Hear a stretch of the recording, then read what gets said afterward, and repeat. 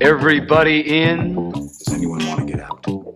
Everybody. I don't have to tell you things are bad. Everybody knows Ceremony things is are about bad. to It's a begin. depression. Everybody's out of work or scared of losing their job. We know the air is unfit to breathe and our food is unfit to eat. We don't go out anymore. The dollar buys a nickel's worth. Banks are going bust. Shopkeepers keep a gun under the counter. There's nobody anywhere who seems to know what to do, and there's no end to it. We sit in the house, and slowly the world we're living in is getting smaller, and all we say is, please, at least leave us alone in our living rooms. Let me have my... I won't say anything. Just leave us alone. Well, I'm not going to leave you alone. At first, you've got to get mad. You've got to say, I'm a human being. God damn it. My life has value. Here we go. I said it before and I'll say it again. Life moves pretty fast. You don't stop and look around once in a while, you could miss it.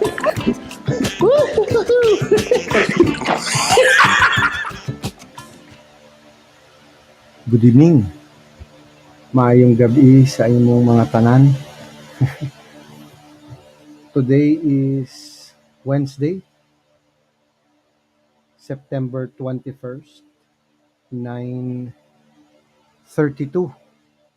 Good evening. Good evening. Peace be upon every one of you and your homes. I hope you are all doing well. I hope you are safe from whatever tragedies are going around. Masaya, magandang travel experience again. Um, I would like to thank everyone who accommodated me, and I would first and foremost want to thank Pastor Nonoy Carnaje. Thank you, and Auntie Fe. Thank you for taking me to Bacolod. Thank you very much for the time. Thank you. Napakasarap na pagkain. Maayong gabi, Coach. Maayong gabi. Maayong gabi. Um, and then also, thank you to our relatives in Bacolod. Thank you very much for accommodating me. Thank you very much. Kay Edwin, Uncle Bareng, thank you. To Alan, thank you. And everyone, hindi ko matandaan yung mga pangalan, nakakaya. Sorry.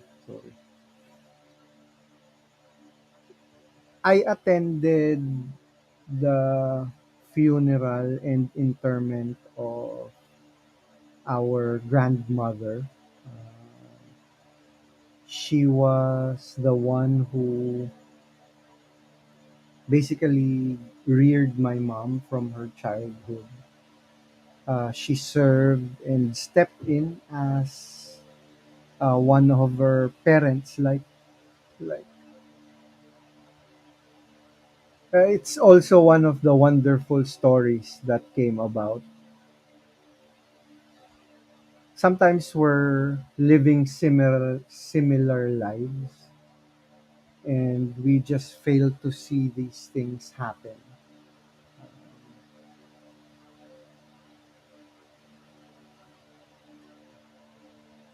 My mom was like moving around since she was born. Just a brief family history. So she moved from place to place a lot, like basically since the day she was born. She was moving from Bacolod to Iloilo to Guimaras, and then um Manila, from Baguio, always moving from place to place. Good evening, Sir JC. Good evening. And funny enough, whenever I look back, I've had a lot of people that stepped in as mentors, basically second mothers, fathers, brothers. that opened their homes to me. Some of them were strangers. Most of them were strangers, and not so far from how my mom went from her childhood. I did it by choice. My mother did not. So I was a rebel without a cause for a time. Maybe it's just part of the journey that we all are following. May it be predestined for us. I wouldn't know. Maybe in the future I would. And like like I said, true enough, it's it's just a few realizations that I learned, and it's one of a very rare experience that I've had. I've been to a lot of funerals, and this one was very unique for me. Everyone was good evening, Daddy Dens. Everyone had a happy story. They were not they were not deep in sorrow, or they were not very taken by the thought of her passing, our Lola. Um, Maybe it's also given that she was 98 years old when she passed. She had a very beautiful and well lived life. And not being morbid, if ever I pass on, however far that is from now,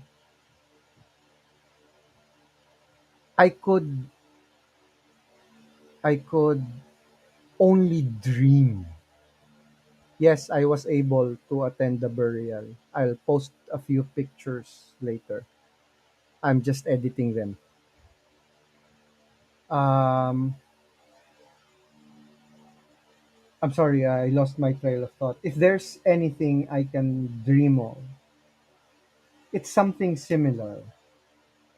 If, like I said, not being morbid or anything, okay? I'm just thinking out loud. If ever I pass on, this is how I would like my burial to be. Everyone with a happy feeling, not because you passed on, but because of the memory you have left within them, the touch you have left in their lives. They were celebrating your life. They were there communing with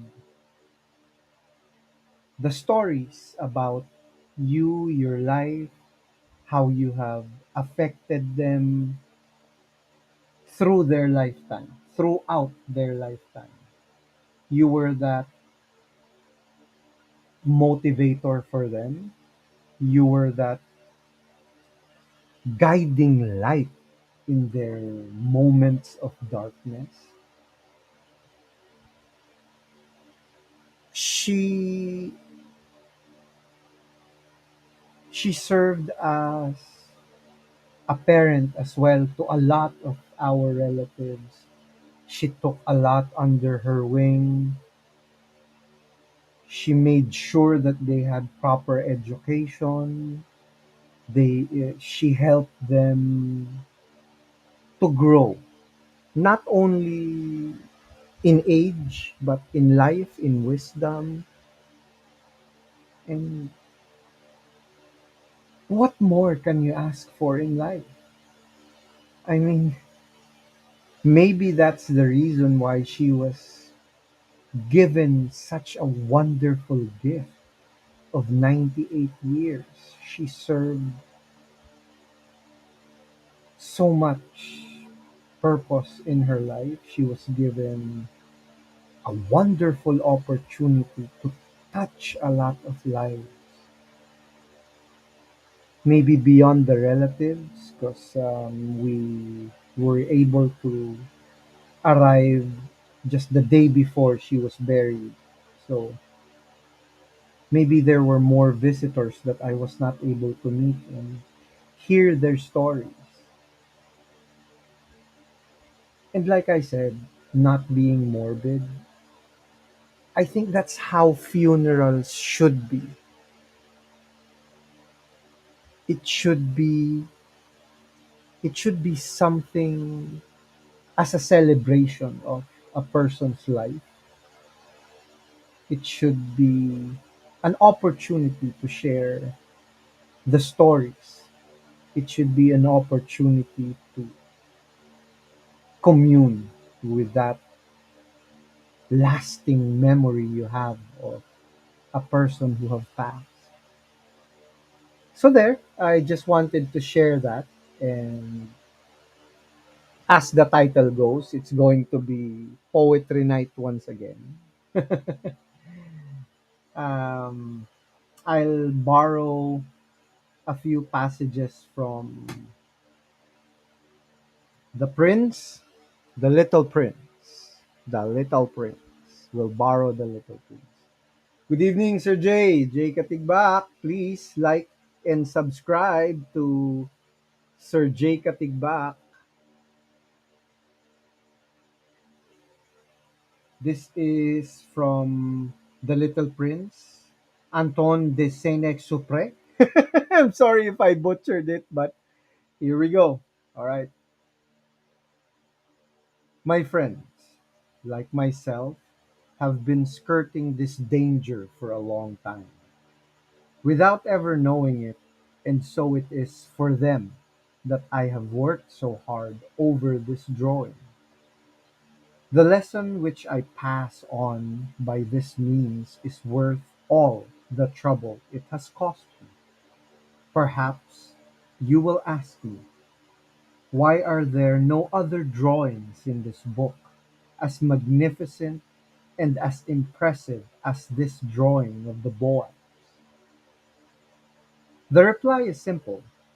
I have tried, but with the others, I have not been successful. When I made the drawing of the Boabs, I was carried beyond myself by the inspiring force of urgent necessity.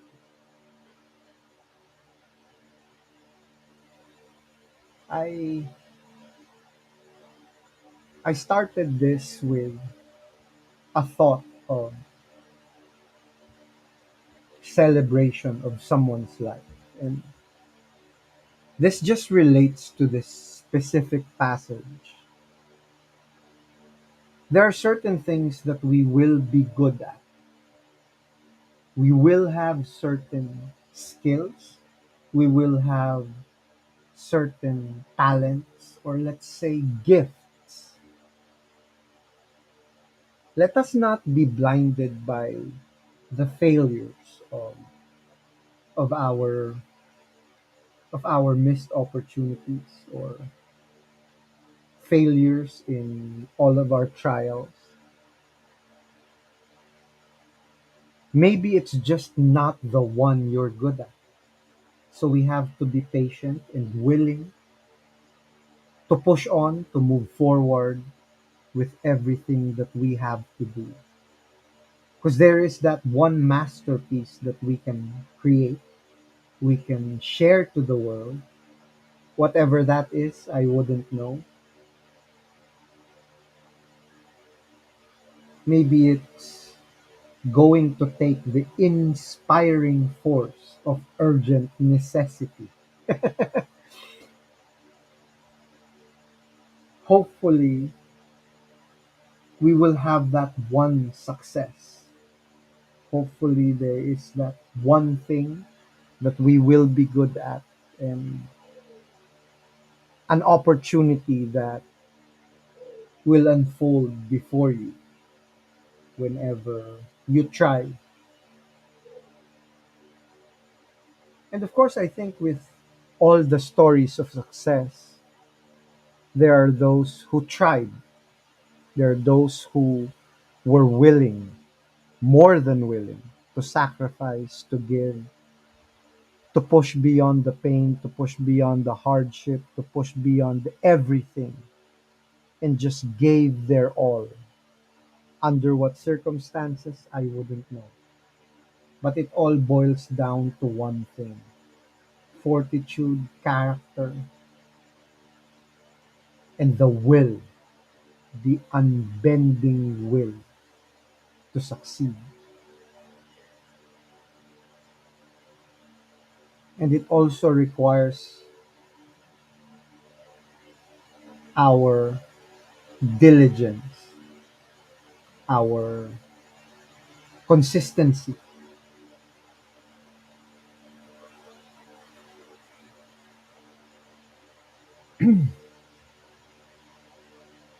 O little prince, bit by bit, I come to understand the secrets of your sad little life. For a long time you have found your only entertainment in the quiet pleasure of looking at the sunset.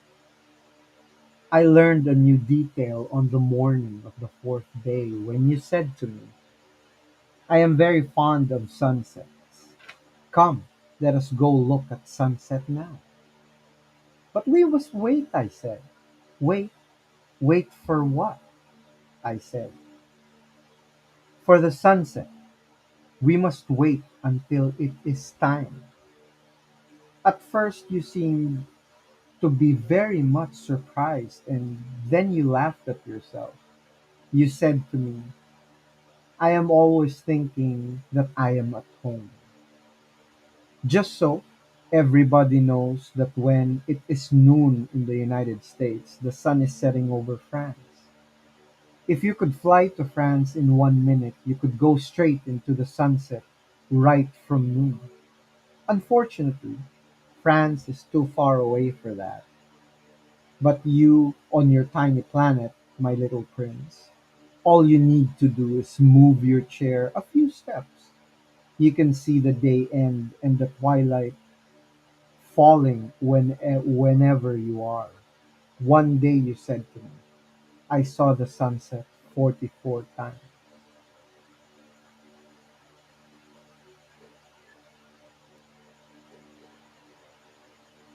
When we look at the story of The Little Prince, if you haven't read it, please do. It's available online or book form, however you enjoy your stories. It's a must read for everyone. And that particular passage, I think, encapsulates most of our sadness, our grief, our source of moments of darkness. If you don't know the story of the Little Prince, he lives in a small planet, a planet that he can go around in like mere hours or minutes. It's really small. I'll show you the planet of the Little Prince. It's that small. If you can see the picture there, it's that small.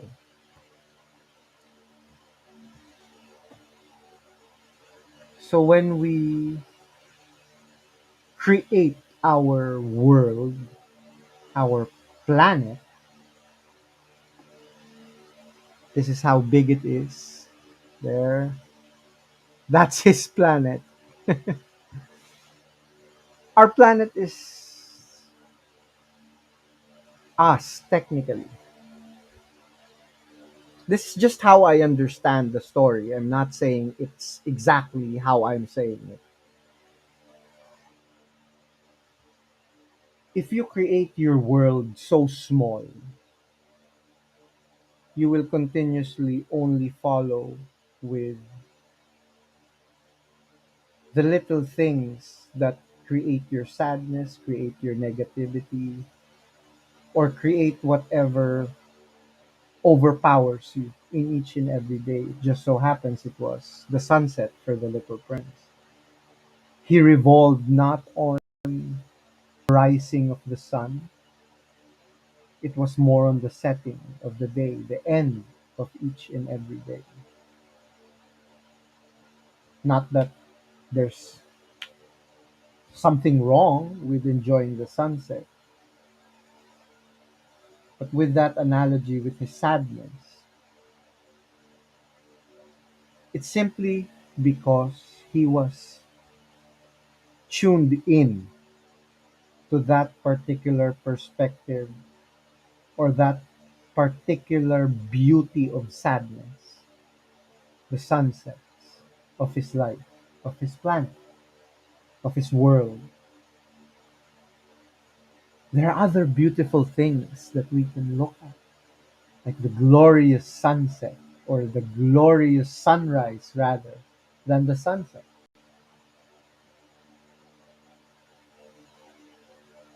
If we consider our lives, the past that we have enjoyed, that we have existed,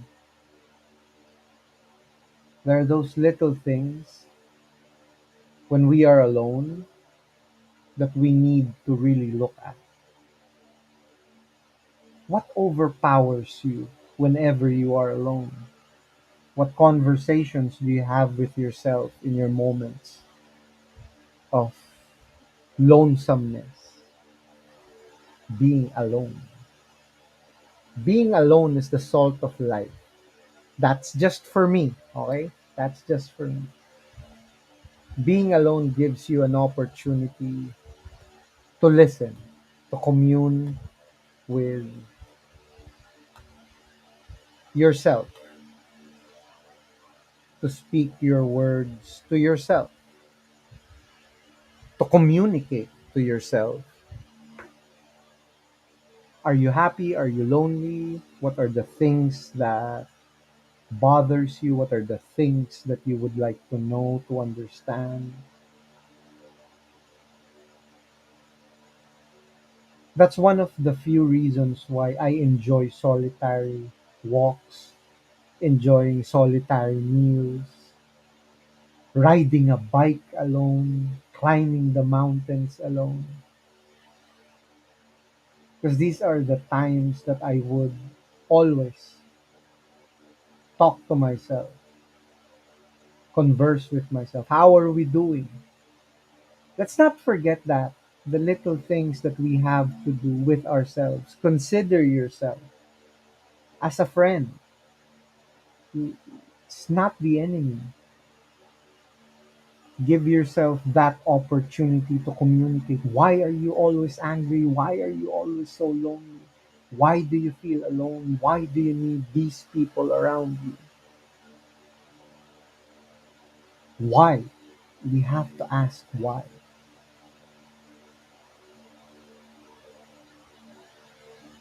And I hope it never comes to you at the most inopportune of times, like when you're sick, when you're dying, taking your last breath. That's the only time you would ask yourself these questions. We never know what can happen from day to day. That's why truly ask yourself, what do I hold dear? What do I hold important? Is it the money? Is it the fame? Is it the fast cars, the big house, all the beautiful women? Or is it something else? What are you looking for? A partner that shares your life, or someone just there as an accessory, something you just show off to everyone? Would you rather have all the money in the world, or the lasting memories with your children, reading them stories before they sleep, hearing them laugh at jokes, listening to their stories of how their day went, the guidance, the wisdom that you can give them that will allow them to hopefully in one way or the other be a better change, not only in their life but someone else's or the world. We'd never know. We'd never know, man.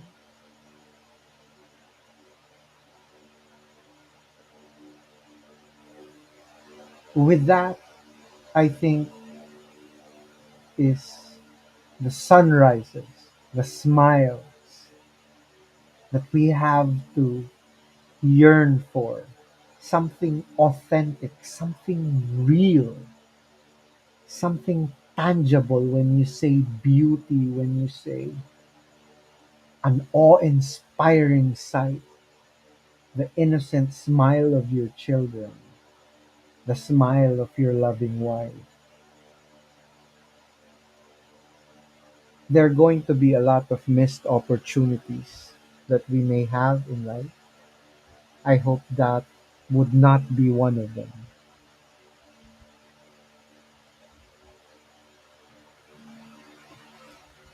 So now I borrow from another book, The Voice of the Master by Khalil Gibran.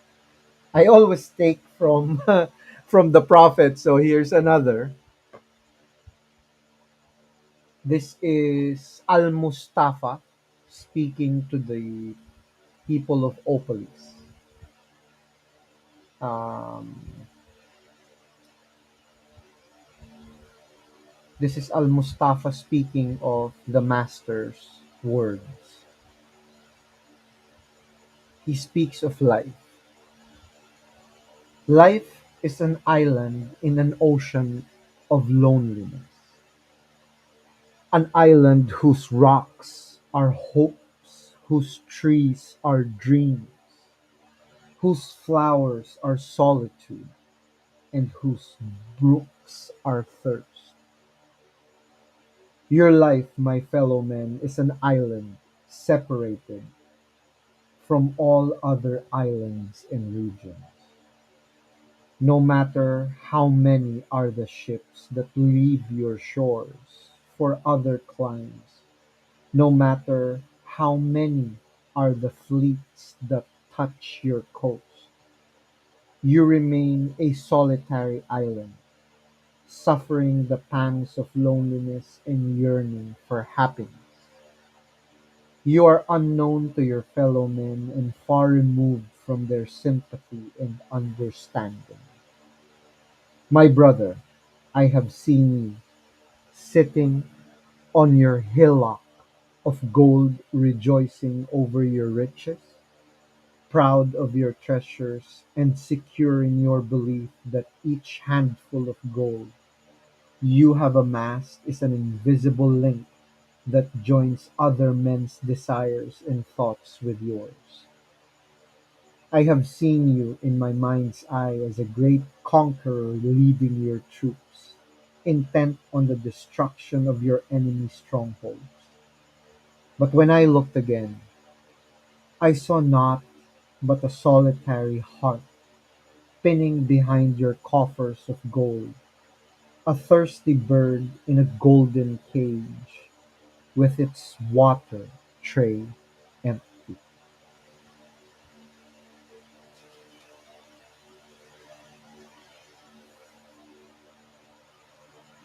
I can't disagree with that, but yes, we are all islands. Yes, we are all far removed from our fellow men. We can choose to be the travelers of the ships. We can choose to speak our truth. We can choose to reach out. We are only solitary by choice. We all have the means of communicating. It's just a matter of how much of your truth are you willing to share?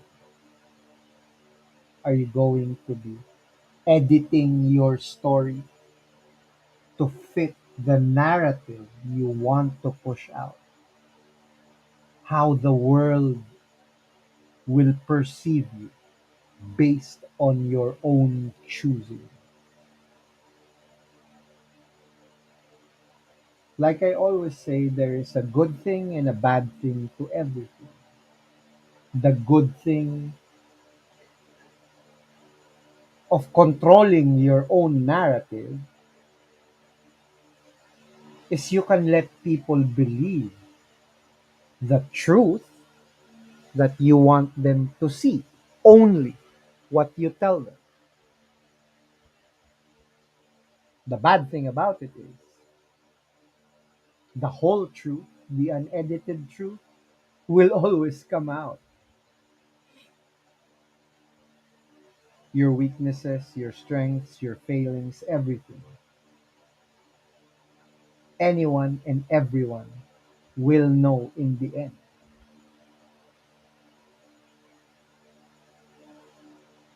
I would choose to be honest. I would choose to be real. I would choose to be true, to stand up for what I believe in. I will choose to I will choose to be real. And with my authenticity will come my strength and my weaknesses. And by exposing my own weaknesses, others will see them and they will educate me.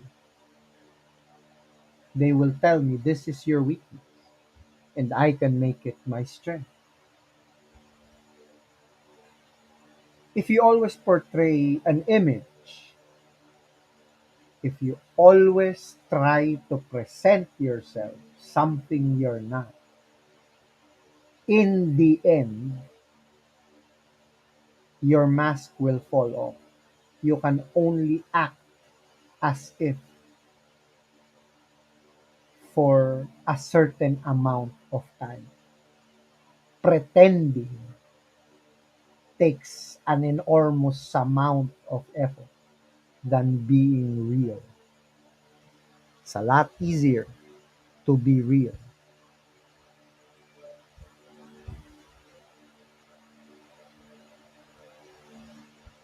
Your honesty will either hurt other people. The truth always hurts. There are certain things that needs to be known. There are certain things that needs to be said. Yes, there is a way to say it tactfully. There is a way.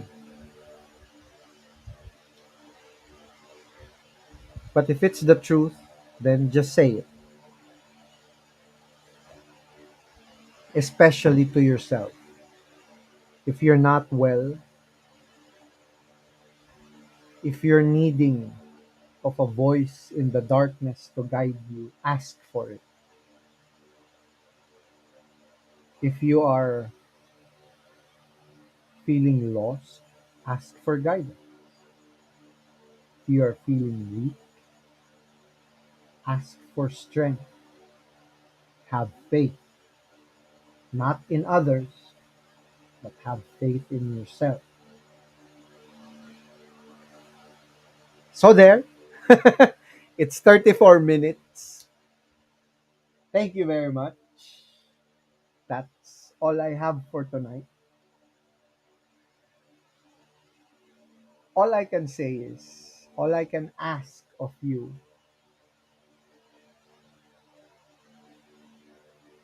be honest of your feelings, be honest of all your dealings, be honest with your truth, even if it hurts, especially for yourself.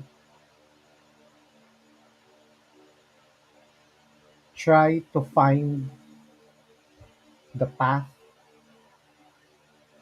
where you end up being celebrated for your life, for the gift of interaction that you have with everyone you have come across with.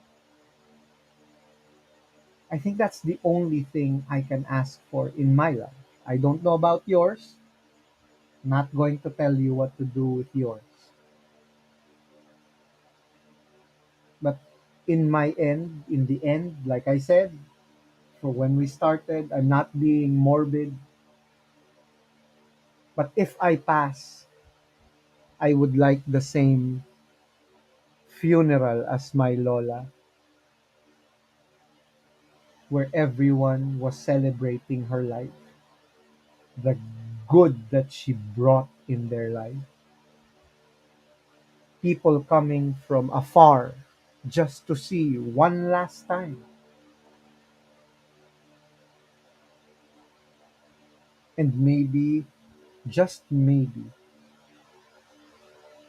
we could do that while we're still alive. We could celebrate other people's effects in our life.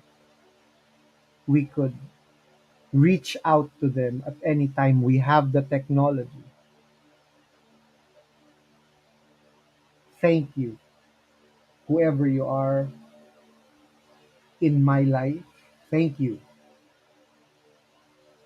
I would like to thank you if ever you get to see this. Thank you. Thank you for giving me the gift that you have given me in whatever interactions we had. Thank you. Thank you very much for the memories, for the wonderful stories that we have written together. Thank you very much for the lessons you have given me. Thank you very much for the tears, or thank you very much for the laughter. Maybe this is how we should approach things. Our friends, our enemies. Maybe that's just how we need to look at it.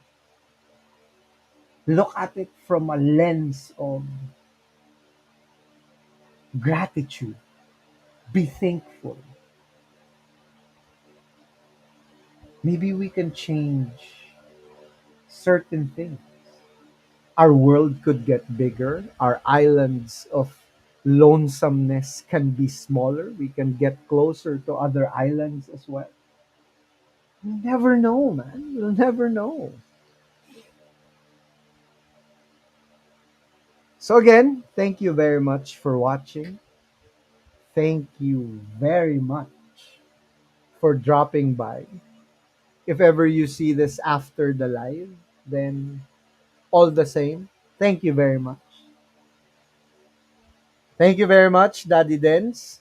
Thank you. Thank you. Thank you very much, Daddy Dens. Thank you. Thank you. So let's check Facebook. Oh, Kailalan. Thank you. Thank you. Thank you for watching. Mike, thank you. Oy, Harry. Good evening. Good evening. Good evening. Sir Nimuel, thank you. Thank you. So again, I would like to again reiterate that. I would like to reiterate that message. Maybe, just maybe, simply turning the seat around from facing the sunset into the sunrise would make the world a lot better, a lot brighter in each and all of your days that's remaining. So again, thank you very much. Life is about making choices. Choose to turn the chair around. Face the sunrise instead of the sunset. Take it easy. God bless. Good night. Is everybody in? Before we get started, Everybody in? does anyone want to get out? Everybody. I don't have to tell you things are bad. Everybody knows Ceremony things is are about bad. to It's a begin. depression. Everybody's out of work or scared of losing their job. We know the air is unfit to breathe and our food is unfit to eat. You don't go out anymore. The dollar buys a nickel's worth. Banks are going bust. Shopkeepers keep a gun under the counter. There's nobody anywhere who seems to know what to do, and there's no end to it. We sit in the house, and slowly the world we're living in is getting smaller, and all we say is, please, at least leave us alone in our living rooms. Let me have my... I won't say anything. Just leave us alone. Well, I'm not going to leave you alone. At first, you've got to get mad. You've got to say, I'm a human being. God damn it. My life has value. Here we go. I said it before and I'll say it again. Life moves pretty fast. You don't stop and look around once in a while, you could miss it.